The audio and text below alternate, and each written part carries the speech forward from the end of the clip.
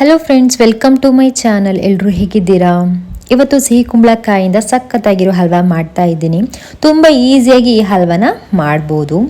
ಈ ವಿಡಿಯೋ ನೋಡೋದಕ್ಕಿಂತ ಮುಂಚೆ ಯಾರೆಲ್ಲ ನನ್ನ ಚಾನಲ್ಗೆ ಸಬ್ಸ್ಕ್ರೈಬ್ ಆಗಿಲ್ಲ, ಪ್ಲೀಸ್ ಸಬ್ಸ್ಕ್ರೈಬ್ ಆಗಿ, ಹಾಗೆಯೇ ಲೈಕ್ ಕೊಡೋದನ್ನು ಮರಿಬೇಡಿ. ಬನ್ನಿ ಈ ಸಿಹಿ ಕುಂಬಳಕಾಯಿಂದ ಹಲ್ವಾ ಹೇಗೆ ಮಾಡೋದಂತ ನೋಡುವ. ಮೊದಲಿಗೆ ನಾನು ಸ್ವಲ್ಪ ಮೀಡಿಯಮ್ ಹಣ್ಣಾಗಿರುವ ಸಿಹಿ ಕುಂಬಳಕಾಯಿನ ತಗೊಂಡಿದ್ದೀನಿ. ಇದರ ಅರ್ಧ ಭಾಗ ಈ ಮುಂಚೆ ಪಲ್ಯ ಮಾಡಿದೆ, ಇನ್ನು ಅರ್ಧ ಭಾಗ ಹಲ್ವಕ್ಕೆ ಅಂತ ತೆಗೆದಿಟ್ಕೊಂಡಿರೋದು. ಸಿಹಿ ಕುಂಬಳಕಾಯಿ ಸ್ವಲ್ಪ ಹಣ್ಣಾಗಿದ್ರೇ ಹಲ್ವಾ ಮಾಡೋಕ್ಕೆ ಚೆನ್ನಾಗಿರುತ್ತೆ. ಸಿಹಿ ಕುಂಬಳಕಾಯಿನ ಸಿಪ್ಪೆನ ಬಿಡಿಸಿಟ್ಕೊಂಡು ಇದನ್ನು ಒಂದು ಬೌಲ್ಗೆ ತುರ್ಕೊಂಡಿಟ್ಟಿದ್ದೀನಿ. ನೋಡಿ, ಈ ರೀತಿ ಇದೆ ಸಿಹಿ ಕುಂಬಳಕಾಯಿ. ಇವಾಗ ಹಲ್ವಾ ಮಾಡ್ಕೊಳ್ಳಿಕ್ಕೆ ಏನೆಲ್ಲ ಬೇಕು ಅಂತ ನೋಡೋಣ. ಮೊದಲಿಗೆ ನಾನಿಲ್ಲಿ 1 ಕಪ್ ಕಾಯಿಸಿಟ್ಕೊಂಡ ಹಾಲನ್ನ ತಗೊಂಡಿದ್ದೀನಿ, ಹಾಗೆ 1 ಕಪ್ಪು ಶುಗರ್ನ ತಗೊಂಡಿದ್ದೀನಿ. ಆಮೇಲೆ ನೀವು ಎಷ್ಟು ಬೇಕು ಅಷ್ಟು ನೋಡಿ ಹಾಕೋಬೇಕು ಸ್ವೀಟ್ಗೆ. ಆಮೇಲೆ ಏಲಕ್ಕಿನ ಕುಟ್ಟಿ ಪುಡಿ ಮಾಡ್ಕೊಂಡಿದ್ದೀನಿ. ಪೌಡರ್ ಬೇಕಾದ್ರೂ ಸಿಗುತ್ತೆ, ಹಾಕೋಬೋದು. ಮತ್ತು ನಮ್ಮ ಮನೆಯಲ್ಲೇ ಕಾಯಿಸಿಟ್ಕೊಂಡ ತುಪ್ಪನ ಯೂಸ್ ಮಾಡ್ತಾ ಇದ್ದೀನಿ ಈ ಹಲ್ವಕ್ಕೆ. ಆಮೇಲೆ ಸ್ವಲ್ಪ ಗೇರು ಬೀಜ, ಹಾಗೆ ಬಾದಾಮಿ, ಆಮೇಲೆ ಒಣ ದ್ರಾಕ್ಷಿ, ಇವಿಷ್ಟನ್ನ ಹಾಕ್ತಾ ಇದ್ದೀನಿ ಹಲ್ವಾ ಮಾಡ್ಕೊಳ್ಳಿ. ಮೊದಲಿಗೆ ನಾನಿಲ್ಲಿ ಪಾತ್ರೆಗೆ ಸ್ವಲ್ಪ ತುಪ್ಪವನ್ನು ಹಾಕ್ಕೊಂಡು ಇದಕ್ಕೆ ಆವಾಗಲೇ ತೋರಿಸಿರುವ ಒಣ ದ್ರಾಕ್ಷಿ, ಗೇರು ಬೀಜ, ಆಮೇಲೆ ಬಾದಾಮಿ, ಇವಿಷ್ಟನ್ನು ಹಾಕ್ಕೊಂಡು ಲೈಟಾಗಿ ರೋಸ್ಟ್ ಮಾಡ್ಕೋಬೇಕು. ಒಂದು ಸ್ವಲ್ಪ ಕಂದು ಬಣ್ಣಕ್ಕೆ ಬರುವವರೆಗೆ ರೋಸ್ಟ್ ಮಾಡ್ಕೊಂಡ್ಮೇಲೆ ನಾನಿಲ್ಲಿ ಒಂದು ಬೌಲ್ಗೆ ಎತ್ತಿಟ್ಕೊಂಡಿದ್ದೀನಿ. ಮತ್ತು ಸೇಮ್ ಅದೇ ಪಾತ್ರೆಯಲ್ಲಿ 2 ಚಿಕ್ಕ ಸ್ಪೂನಲ್ಲಿ ತುಪ್ಪವನ್ನು ಹಾಕೊತಾ ಇದ್ದೀನಿ. ಯಾಕೆಂತೇಳಿದರೆ ಆವಾಗಲೇ ಸಿಹಿ ಕುಂಬಳಕಾಯಿನ ನಾನಿಲ್ಲಿ ಒಂದು ಬೌಲ್ ಎತ್ತಿಟ್ಕೊಂಡಿದ್ದೀನಲ್ವ, ಅದನ್ನು ಈ ತುಪ್ಪ ಜೊತೆಗೆ ಮಿಕ್ಸ್ ಮಾಡಿಕೊಂಡು ಲೈಟಾಗಿ ಫ್ರೈ ಮಾಡ್ಕೋಬೇಕು. ಒಂದು ಸ್ವಲ್ಪ ತುಪ್ಪ ಸಾಕಾಗಲಿಲ್ಲ, ನಾನು ಮತ್ತೆ ತುಪ್ಪವನ್ನು ಹಾಕೊತಾ ಇದ್ದೀನಿ.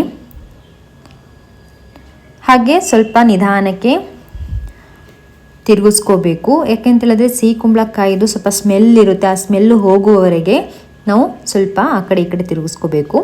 ಇವಾಗ ಇದಕ್ಕೆ ನಾನು ಆವಾಗಲೇ ಎತ್ತಿಟ್ಕೊಂಡ 1 ಕಪ್ ಹಾಲನ್ನ ಹಾಕೊತಾ ಇದ್ದೀನಿ. ಹಾಕೊಂಡಾಗಿ ಆಮೇಲೆ ಸ್ವಲ್ಪ ಲೈಟಾಗಿ ತಿರುಗಿಸ್ಕೊತೀನಿ. ಆಮೇಲೆ ಅದು ಬಾಯ್ಲ್ ಆಗ್ತಿರುವಾಗಲೇ 1 ಕಪ್ಪು ಸಕ್ಕರೆನ ಸ್ವಲ್ಪ ನೋಡಿ ಹಾಕೊತಾ ಇದ್ದೀನಿ. ಹಾಗೆ ನಿಧಾನಕ್ಕೆ ಮಿಕ್ಸ್ ಮಾಡ್ಕೋಬೇಕು. ಒಂದು ಸ್ವಲ್ಪ ಹೊತ್ತು ಬಾಯ್ಲ್ ಆಗ್ತಿರುವಾಗಲೇ ಅದೇ ನಿಧಾನಕ್ಕೆ ಗಟ್ಟಿಯಾಗುತ್ತೆ. ಬಾಯ್ಲ್ ಆಗ್ತಿರುವಾಗಲೇ ನಾನಿಲ್ಲಿ ಆವಾಗಲೇ ಪುಡಿ ಮಾಡಿಟ್ಕೊಂಡೆ ಏಲಕ್ಕಿನ ಅದ್ರ ಜೊತೆಗೆ ಹಾಕೊತಾ ಇದ್ದೀನಿ. ಆಮೇಲೆ ರೋಸ್ಟ್ ಮಾಡಿಟ್ಕೊಂಡ ಡ್ರೈ ಫ್ರೂಟ್ಸನ್ನು ಕೂಡ ಅದ್ರ ಜೊತೆಗೆ ಹಾಕ್ಕೊಂಡೆ. ಇವಾಗ ನಿಧಾನಕ್ಕೆ ಮಿಕ್ಸ್ ಮಾಡಿಕೊಂಡು ನಿಧಾನಕ್ಕೆ ತಿರುಗಿಸ್ಕೋಬೇಕು. ಹಾಗೆ ಸ್ವಲ್ಪ ಹೊತ್ತು ಬಾಯ್ಲ್ ಆಗ್ತಿರುವಾಗಲೇ ಸ್ವಲ್ಪ ಗಟ್ಟಿಗೆ ಬರುತ್ತೆ. ನೋಡಿ, ಈ ರೀತಿಯಾಗಿ ಗಟ್ಟಿಗೆ ಬಂದಿದೆ. ಹಾಗೆ ನಾನಿಲ್ಲಿ ಒಂದು ಎಕ್ಸ್ಟ್ರಾ ಚೆರಿ ಹಣ್ಣನ್ನು ಹಾಕೊತಿದ್ದೀನಿ. ಹಾಕೊಳ್ಳೇಬೇಕು ಅಂತ ಏನಿಲ್ಲ, ಬಟ್ ನಾನು ಇಲ್ಲಿರೋದಕ್ಕೆ ಹಾಕ್ಕೊಂಡೆ. ಚೆನ್ನಾಗಿರುತ್ತೆ ಹಲ್ವಾ ಜೊತೆಗೆ ಚೆರಿ ಹಣ್ಣು ಸಿಕ್ಕಿದಾಗ. ಇವಾಗ ನಿಧಾನಕ್ಕೆ ಹಲ್ವಾ ರೆಡಿ ಆಗ್ತಾ ಇದೆ. ಸ್ವಲ್ಪ ಹೊತ್ತು ಬಿಸಿ ಆರಿದ ಮೇಲೆ ನಾನಿಲ್ಲಿ ಒಂದು ಬೌಲ್ಗೆ ಹಾಕೊತಾ ಇದ್ದೀನಿ. ಈಸಿಯಾಗಿ ಕಡಿಮೆ ಸಮಯದಲ್ಲಿ ಹಲ್ವಾ ರೆಡಿ ಆಯಿತು. ನಾನಿದೇ ಫಸ್ಟ್ ಟೈಮ್ ಸಿಹಿ ಕುಂಬಳಕಾಯಿಯಲ್ಲಿ ಹಲ್ವಾ ಮಾಡಿ ಟೇಸ್ಟ್ ಮಾಡ್ತಾ ಇರೋದು. ತುಂಬ ಚೆನ್ನಾಗಾಗಿದೆ. ಕುಂಬಳಕಾಯಿ ಪಲ್ಯ ಮಾಡಿ ತಿನ್ನೋಕ್ಕೆ ಇಷ್ಟ ಇಲ್ಲ ಅನ್ನೋರು ಈ ರೀತಿ ಹಲ್ವಾ ಮಾಡಿ ತಿನ್ನಿ, ತುಂಬ ಚೆನ್ನಾಗಿರುತ್ತೆ, ನಿಮಗೂ ಕೂಡ ಇಷ್ಟ ಆಗುತ್ತೆ.